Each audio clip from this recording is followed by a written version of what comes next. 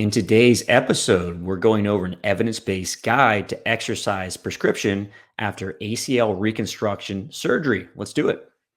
Thank you so much for your support. You truly allow me to do what I love for a living. My name is Dan Pope. I am a physical therapist, I'm a personal trainer, and I am a meathead. I love all things fitness. This is a fitness pain-free show where we help coaches and physical therapists like you get your patients out of pain and back in the gym where they belong. If you're watching this on YouTube, please hit that like button, comment, and subscribe. Helps me out a ton. If you want to help me out even more, leave a positive rating to this podcast wherever you're listening to it. All right. If you really want to go that extra step and support me, consider subscribing to Fitness Pain-Free Insiders. It's a comprehensive educational resource and toolkit for the fitness and rehab professional. It's kind of like Netflix, but for physical therapists and personal trainers. It's all created by me, and I've been updating this monthly for the past 5 to 6 years or so. You've got over 100 webinars, ebooks, and complete guides. You have access to a private Facebook group, have all your questions answered by me. You can decide upcoming podcast topics, and it's only $1 to get started. After that, it's $12.99 per month afterwards. Super duper cheap, and you can cancel at any time.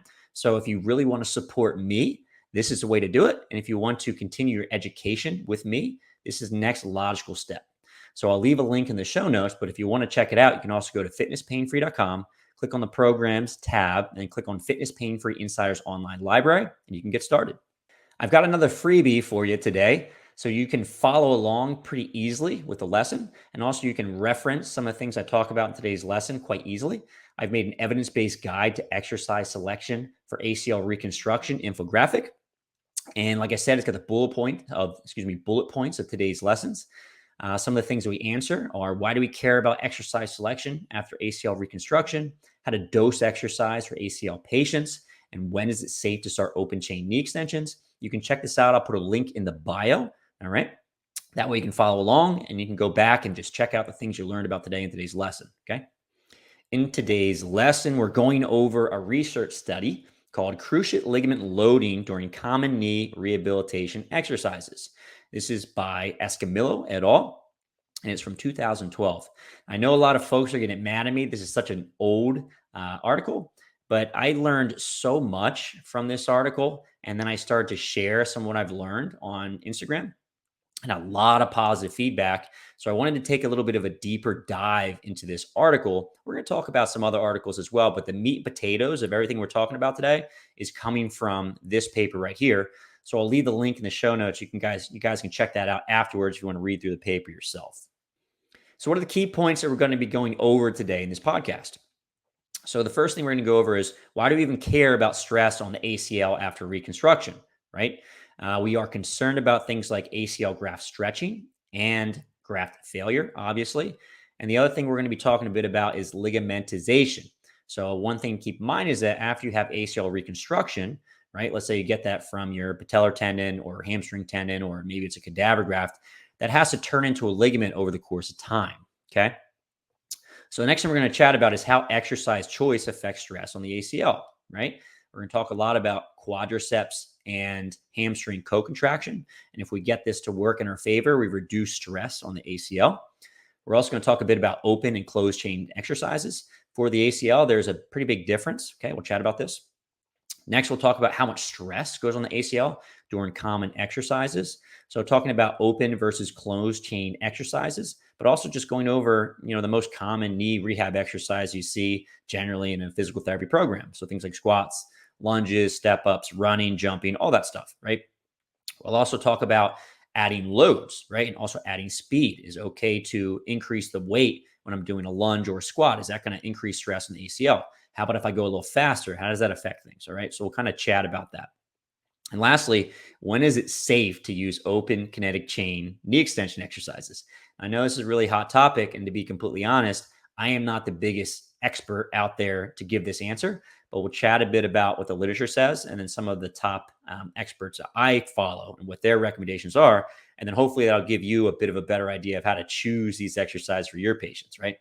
The next thing that's really important to keep in mind is that stress on the ACL is not the only consideration with exercise prescription after ACL reconstruction, okay? So we're also thinking about what is weak, right? So if you strength test your patients and you find that, like, okay, hip abduction is weak, probably got to strengthen that, right? We have to worry about movement mechanics. So this is with lunging, squatting, running, jumping, landing, all that stuff is very important. We are thinking a lot about incorporating impact. And when we do that, we're thinking a lot about when we should return to sport. Okay.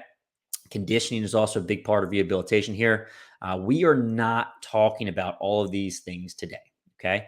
That's a topic for another day about putting all these things together. We're simply talking about exercise and the amount of stress on the ACL graft. Okay. That's the big thing.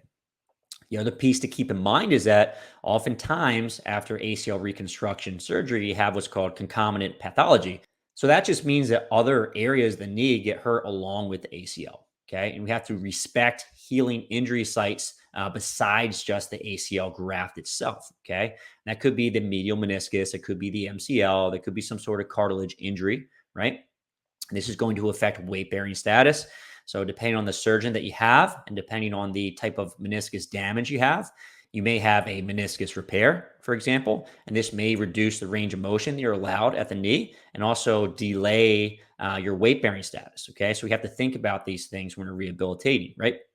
So the other piece is that let's say that I have an MCL injury and I want to do, let's say, a lateral lunge. That's probably going to be delayed a little bit further in the process of ACL reconstruction rehab. But as you'll see in a bit, a lateral lunge is actually very, very little stress on the ACL graft. But I wouldn't be throwing that at an MCL patient very quickly after they've had a surgery for ACL reconstruction. We have to think about all these variables, right? The last thing to keep in mind is that after you've had an ACL injury, you have a traumatized joint. So the injury itself can tear the ACL, but can also cause, let's say, a bone bruise on one side of the joint, creates a lot of swelling, right? So you have a traumatized joint. Okay. So despite squatting, putting very little stress on the ACL graft, doesn't mean that we can throw this at our athletes right away after surgery because we have an irritated mad joint that's mad in a lot of areas, right? It's not just a graft that we have to worry about.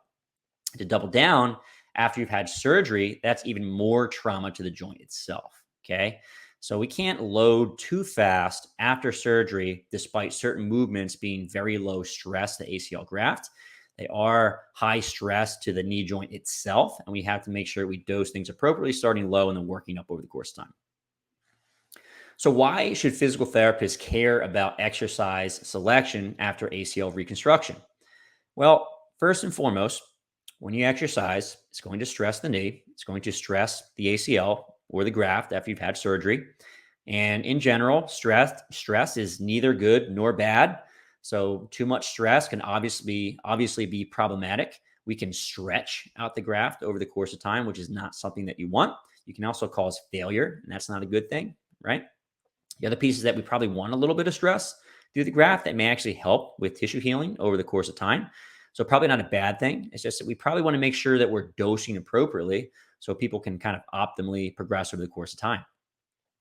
The other thing to think about with ACL reconstruction, and it's a little bit weird, it's different than other types of surgeries, is that when you have ACL reconstruction surgery, that ACL is actually pretty dang strong once you put it in. And what happens is that the graft undergoes changes over the course of time, right? So after you have the graft placed in, the graft goes through a period of necrosis. Okay, so part of the graft dies for the first 6 to 8 weeks. When you're around 6 to 8 weeks, and this is going to vary based on the study, all right? This study is from Mansky. You can check that out, link in the show notes. You will have a weaker graft at week 6 to 8 compared to when you put that graft in initially, okay? And then after that, you have a revascularization that occurs and ligamentization, which actually takes years to finish up, all right? So what's going to happen is that you have a graft that's a little bit stronger right after surgery and actually gets weakest around 6 to 8 weeks. Again, this really depends on the study you look at, but you have to think about this a bit because people start to feel better around 6 to 8 weeks. And if we're going, absolutely nuts with our exercise selection, we might be putting a little bit too much stress on the ACL reconstruction. Okay. So just keep that in mind. All right. And I'm going to make this argument today that exercise selection really matters. And there's a large variance in ACL stress amongst different exercises. So as physical therapists, it really helps if we have an understanding of what has, a lot of stress on the ACL versus a little stress on the ACL. Now, obviously, we probably want to start with low stress on the ACL. And as we progress through the rehab process, just start to increase, right? And the last thing to keep in mind is that the ACL has to handle a lot of stress during sports. So we have to prepare the ACL to be able to do that. Okay. So we need to know how to start low and build up high. Which exercise do I choose along the way to be smart in this process? So let's talk a little bit about quadriceps and hamstring co-contraction. Okay. And this is a challenging concept to wrap your head around if you've never been taught this before. All right. I have some good images here that talk about and kind of display what I'm about to talk about. So if you're watching an audio version of this, I apologize. I'd say, head over to YouTube at some point to check this out. I'll try to describe this as best as I can. All right. But if you think about your quadriceps, so imagine you're sitting down, okay, and knee is bent to 90 degrees. Quadricep is the muscle on the top of your thigh. It is going to wrap around, attaches to your kneecap, which wraps around the knee and attaches to your tibia, okay? And when you fire your quadricep, think about a seated knee extension, right? You're firing your quad. That's going to extend the knee, right? That makes sense, okay? Quadricep fires, it shortens, tugs on the tibia, brings the leg up, okay? Extends the knee. The other thing that happens within the joint is that when you fire that quad, it's going to draw the tibia anteriorly. So it shears the tibiofemoral joint anteriorly, okay? Now the ACL normally checks that or resists that motion, okay? And after you've had ACL reconstruction, when you fire that quad, and we'll talk about this quite a bit more later, you're going to cause an anterior shear, and that's going to put stress on the graft, okay? So that's one of the most important things to keep in mind here. Now, the hamstring muscle actually does the opposite. All right. So your hamstring attaches to the lower leg, just like the quadricep does, but it attaches on the backside of the lower leg. Right. And when it fires, it imparts a posterior force to the tibiofemoral joint. So it pulls the tibia posteriorly. Okay. It does the exact opposite of what the quadricep does. Okay. So in some ways, the hamstring helps out the ACL because when it fires, okay, it acts as a dynamic stabilizer of the tibiofemoral joint and assists the ACL or reduces some of the stress on the ACL. Okay. So when you fire the quad, it pulls the tibia anteriorly and increases stress on the ACL or ACL graft after surgery. And when you fire the hamstring, it reduces stress on the ACL by imparting a posterior translation of the tibia. All right. So, spoiler alert, but we can choose exercises that either have an active hamstring contraction component or no hamstring contraction component. So basically, we can choose exercises that are going to cause more anterior translation or less. Okay. And this is how we dose exercises, right? We'll talk about this more a bit later. The other thing we're going to chat about is going to be open chain versus closed chain exercises. So on the left, I have an image of myself squatting. This is a closed chain exercise. So basically, my feet are fixed to the floor, okay? And my torso is moving up and down. Hips are moving up and down, all right? An open chain knee extension. So imagine I'm doing seated knee extensions or a long arc quad. My body is fixed and my foot is swinging openly, all right? So closed chain exercise, spoiler alert, is generally a bit safer than open chain exercise, and we'll talk about why this is. So when you're doing an open chain exercise like a knee extension, you're isolating your quadriceps. So when you're doing an open chain knee extension exercise, right, seated knee extension, this is a bit of a no-brainer, you are isolating the quadriceps, meaning that the only muscle working is really your quadriceps, okay? The hamstrings are relatively quiet during this movement. And because of that, you're getting a lot of quad activity, and that's being unopposed by the hamstrings, and you're getting increased anterior translation, right, of the tibia, okay? So an open chain knee extension, there's no assist from the hamstring, which normally is going to reduce stress on the ACL. So open chain knee extension is going to be a bit more stress on the ACL based on this principle, okay? In the closed chain, so we're talking about a squat here. When I squat, my quadriceps are going to work, but my hamstrings are also going to work. And they call this a co-contraction, all right? what ends up happening is that you have the hamstring firing with the quad. And because of that, it's kind of like a tug of war at the tibiofemoral joint. That's going to reduce the amount of translation that goes on in the joint. All right. And because of that, there's going to be less stress on the ACL graft. Right. Talk more about this later because this is nuanced and we can alter this based on our exercise selection. The next thing to keep in mind is that the studies that were included in this article today with Escamillo et al., some of the studies were in vivo, right? And some of these were extracted via biomechanical models, all right? So in vivo basically means the study is done in humans or in animals, okay? And the problem with this type of study is that there's a limited utility. Basically, to get subjects into this study, you have to do surgery on them. You have to put them under, open up the knee, right? You have to put these receptors inside of the ACL to figure out how much stress the ACL is taking. You have to close it up, right? Keep the receptor inside that knee, right? So you have a piece of machinery inside the knee, right? Something's going to pick up that feedback of how much stress the ACL is taking. And then immediately after, you wake them up and you have them exercise. Okay. Now, because of this, we can't do a lot of heavy loading. We can't really load outside the sagittal plane. We have to use lighter loads. So that makes it challenging because we want to see how much stress goes on the ACL with higher level movements like heavy squats, lunges, running, jumping, changing direction. You really can't do that with in vivo studies, which is kind of the gold standard. Okay. Because of that, we end up using these biomechanical models to predict how much stress the ACL graft is taking. All right. Now, we have a bit of research to show that these biomechanical models are giving us information that's similar to the in vivo studies, right? But the other piece is that this is not a perfect science. And you have to take a lot of these numbers with a grain of salt because at the end of the day, it's not like we did an in vivo study and had people squat heavy, run, jump, change direction. We didn't do that. Okay. So it's our best guess based on biomechanical models, how much stress is going through the graft. Okay. So we're not entirely sure how accurate these are. The other thing to keep in mind is that the numbers I'm going to share with you today are based on biomechanical models, right? They're not based on in vivo studies. Okay. So what did this study show? Well, we're looking at peak strain on the ACL, right? So let's say I'm doing open chain knee extension. The peak strain is the top amount of strain that the ACL takes, okay? And the ACL takes most stress between 0 and 30 degrees of knee extension. And this goes for the open chain and the closed chain. So if I'm doing a seated knee extension, I start at 90 and I go to 0. The most stress on the ACL is going to be somewhere between 0 and 30, and 0 to 15 is really the most. Okay. It's the same as a squat.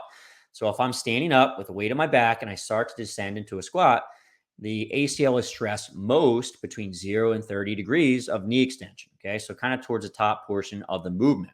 All right. The other part is that 0 degrees is considered a position of stability. All right. And what's kind of interesting to me is that after ACL reconstruction, obviously you end up doing a lot of straight leg raises, right? And if you're at 0 degrees, it's a position of stability. It's probably not that much stress on the ACL. But how many of your patients have a quad leg and they're basically sitting in 5 to 15 degrees of knee extension? They're probably putting a decent amount of stress on that ACL, right? So just a little bit of food for thought for you, okay? Now, what they found is that stress on the ACL was lowest between 150 degrees of knee extension. Okay. And really, there's minimal to no strain on the ACL in these positions. So if I'm descending into a squat, after I get to around 50 or greater degrees of knee flexion, little to no stress on the ACL. Same thing goes with open chain knee extension. So if I only do an open chain knee extension between 90 and 50 degrees, that's minimal to no stress on the ACL. It's one of the reasons why you'll see in these ACL reconstruction protocols, they want you to start off with open chain knee extension through a partial range, 90 to 50, just because it's less or no stress to that ACL. Okay. The other piece is that if you want to increase stress on the ACL, increase the load. Okay. And that's a bit of a no-brainer. So I'm taking this stat directly from the study. This was an in vivo model, right? So inside of a person's knee. ACL strains during the isometric seated leg extension using a 30 Newton torque as resistance were 4.4% at 15 degrees, knee angle, right? 2% at 30-degree knee angle, and no ACL strain at 60 and 90 knee angles. So as you can see, at 15 degrees, stress is highest. 30 degrees, 2%, so quite a bit lower, but still higher. And then once you get to 60 and 90, no stress on the ACL. All right. And this is the reason why you'll see folks do knee extension strength testing early on after ACL reconstruction at around 70 to 90 degrees of knee flexion, because there's literally no stress on the ACL in that degree of flexion. So let's talk about stress on the ACL during closed chain exercises. So what kind of exercise are we talking about here, right? So closed chain just simply means the foot is going to be fixed while the rest of the body moves, all right? So it's going to be your squats, split squats, step ups, like I said, when your foot is fixed to the floor, okay? And these in general are very, very safe for the ACL graft. And the reason being is probably because there's a co-contraction of the hamstrings and the quads. And the hamstrings are going to assist the ACL or unload the ACL, okay? It's also kind of neat is that load did not change stress on the ACL.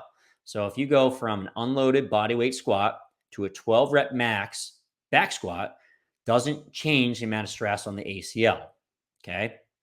The second piece is that speed did not change stress on the ACL. And this was looking at stair climbing. So if you go up a stair very slowly versus up a stair very quickly, speed is not changing stress on the ACL, okay? What else alters stress on the ACL with closed chain exercises? So torso inclination and knee position are going to affect ACL strain, okay? So if I'm doing a squat and I send my hips back aggressively, that's going to incline my torso. And this is going to reduce stress on the ACL, okay? Thought process is if I send my hips back, creates more of a moment arm for my hip, okay? The hamstrings attach to the hip. So the hamstrings are now going to be doing a bit more work, and that's going to decrease stress on the ACL. When I send my hips back, I have more of a torso inclination. It's also going to decrease the amount of work from the quads. So if I send my hips back, you have more work for the hips and hamstrings, less work for the quads, and subsequently, there's going to be less stress on the ACL. Okay. If I do the opposite, so if I have a very upright torso and I bring my knees forward, that's going to increase stress on the ACL. Thought process here is if I squat very upright, really bring my knees forward, potentially elevate the heels, I put my quads in a good position to produce force. I create a bigger moment arm for my quads, right? And I create a smaller moment arm for my hips and hamstrings. Because of that, I'm not getting the hamstring pulling the tibia posteriorly as much, and the quad is more active, and that's pulling the tibia more anteriorly. Okay. So we can modify the stress on the ACL just by changing the variation of squat that we use. In this study, they also found that if you add a heel lift, so if you squat on a slant board, use an Olympic weightlifting shoe, if you elevate the heels on top of some plates, let's say, that's going to increase stress on the ACL. Okay. And the thought process was same thing I said before. If you elevate the heels, that's going to drive the knees forward when you squat. Okay. So the further the knee goes past your toe, the more stress on the quads, the more stress on the ACL graft. Okay. And this stat came straight from the study. So increasing the heels resulted in over 3 times the ACL loading compared with squatting with the heels on the ground. Okay. And that makes sense. We're really driving that knee forward, increasing quad activity, increasing stress on ACL graft. So the same thing went for split squat exercises and single-legged exercises. So if I use a very short stride in a lunge, that's going to drive my knee over the toe more quad, more ACL graft strain. Okay. If I do a single-legged squat and I really send my knee far over my toe, same deal. More quad, more ACL graft strain. And again, I apologize to the listeners right now for the podcast, but I have another image that will hopefully show you this, show this point and make a little more sense to you. So I have an infographic here of myself squatting, and on the far left, I'm doing a box squat. And as you can see, I'm really sending my hips back. And if you look at my center of mass, right, and you look how much of a moment arm there is for the hip, it's big, okay? And the moment arm for my knee is tiny. So what that means is that my hip and my hamstring are producing a lot of force, okay? The quad, very little. And because of that, very little stress on that ACL. If I go all the way to the right, you'll see me doing a heels elevated goblet squat. And you'll see just how upright my torso is, right? What happens is that knee really gets jammed forward, okay? What also happens, the hip comes forward too. So the moment arm for the hip and the hamstring is actually very small, and the moment arm for the knee is big. And what that means is that the quad's going to be much more active, the hamstring is going to be less active, and we're going to have more stress on the ACL as a result. Okay. So I can very easily dose stress on the ACL by starting off with squat variations where I'm sending my hips back. As I start to progress, I want more stress on the ACL. I can get a little bit more upright. And if I really want to load up the ACL, I can be very, very upright and drive my knees forward by adding heel lift, right? The other factor to keep in mind is going to be what's called tibial plateau inclination. Okay. So I have an image of a knee here, right? Skeleton. And imagine you're looking at someone from the side and they're squatting. Okay. So in the first image, the knee over toe image, you can see the knee is not very far over top of the toe. And this red line here is going to represent the tibial plateau. Okay. And that's going to be the bottom surface of the tibiofemoral joint. Okay. Now, if my knee doesn't drive past my toe, you can see that the femur sits directly on top of a very level surface, the tibial plateau. Okay. As I go more and more knee past the toe, when I squat or lunge or any other exercise, you can see that tibial plateau is going to incline more and more forward, right? Which is going to cause more shear forces, more anterior shear forces on the ACL. Okay. So the quad being very active combined with the tibial slope, right, that occurs, that it becomes greater as my knee comes over top of my toe, is going to increase stress on that ACL. All right.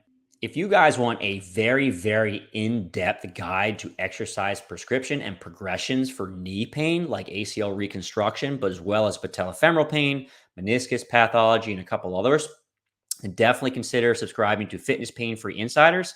Inside of there, I have a lecture called Exercise Prescription and Progressions for the Knee. We go super in depth on where to start exercise-wise and how to progress over the course of time, how to know when you need to pull back, when you have to pull forward, the differences and the nuances between different pathologies. I go super in depth.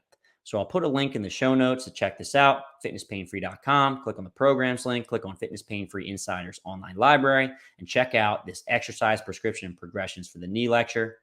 Great next step for learning more about exercise prescription and knee pain. So that is it for part 1 of the Fitness Pain Free Show episode about ACL reconstruction exercise prescription. On the next one, we're going to take a deep dive into open chain knee extension and some practical takeaways for you. All right.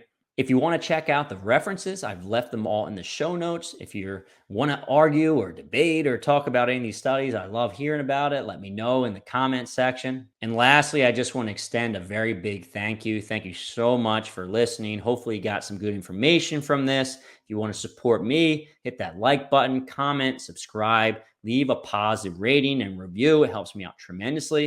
And I'll see you guys on the next one.